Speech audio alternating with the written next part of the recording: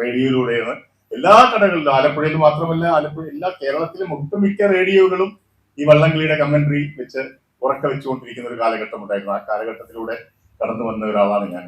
വള്ളംകളി എൻ്റെ ജീവിതത്തിന്റെ ഒരു ഭാഗം കൂടിയാണ്. അപ്പൊ എന്തായാലും ഈ സന്തോഷ ചിങ്ങമാസത്തിലെ ഈ മാസത്തിലേക്ക് കടക്കുമ്പോഴും ഈ നമ്മുടെ എല്ലാ വർഷവും നടക്കുന്ന ഈ വള്ളംകളി അതിഗംഭീരമായ ഈ പേരും കാത്തു എന്നുള്ള മനോഹരമായ പേരും എല്ലാം നൽകിയത് വളരെ സന്തോഷകരമാണ്. പ്രേം നസീറിന്റെ ശബ്ദം വേണമെന്ന് പറഞ്ഞു. ഞാനൊരു 50 വർഷം മുമ്പാണ് ഇതൊക്കെ ചെയ്തിരുന്നത്. ഇപ്പൊ കാലം കഴിഞ്ഞു, 50 വർഷത്തിന്റെ സ്വീകരണമാണുള്ളത്. അന്നത്തെ ഓർമ്മ വെച്ച് നസീർ സാറിന്റെ ഒരു ശബ്ദം ഒന്ന് ഇമിറ്റേറ്റ് ചെയ്യാൻ നോക്കാം.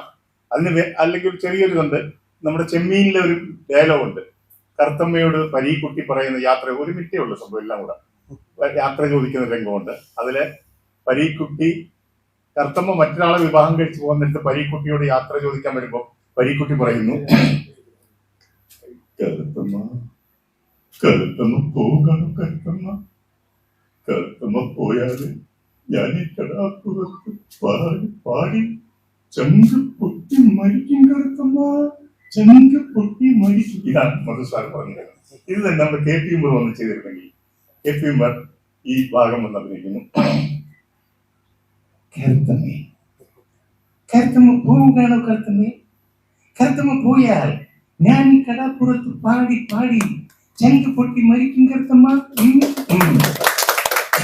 50 വർഷം കഴിഞ്ഞ് മുമ്പുള്ളതാണ്. അത് തന്നെ പ്രേം നസീർ അല്പം ശൃംഗാര നസീർ, അദ്ദേഹത്തിന് പ്രത്യേകിച്ച് ഇരിക്കുകയാണ്.